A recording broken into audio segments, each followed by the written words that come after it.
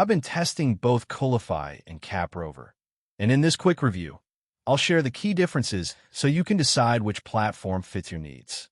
Let's start with Coolify. It's a sleek, open-source pass that makes deployment super easy.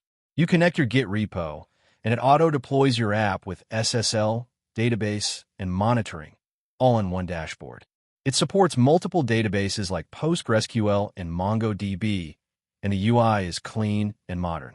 Great for developers who want full-stack control with automation. CapRover, on the other hand, is a Docker-based pass that's lightweight and fast. It uses one-click apps, supports Docker Swarm, and comes with built-in Let's Encrypt SSL.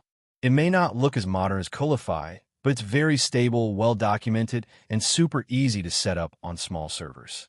Now, the trade-offs. Coolify gives you more features out of the box, but uses more server resources. CapRover is more efficient and reliable for smaller projects, but lacks advanced Git integration. So which one should you choose? Go with Coolify if you want a beautiful UI, auto deployments from Git, and more built-in tools. Choose CapRover if you want something simple, stable, and low on server usage. That's all for this review. If you found this helpful, hit that super thanks button to support the channel, and don't forget to subscribe for more honest tech comparisons. See you in the next one.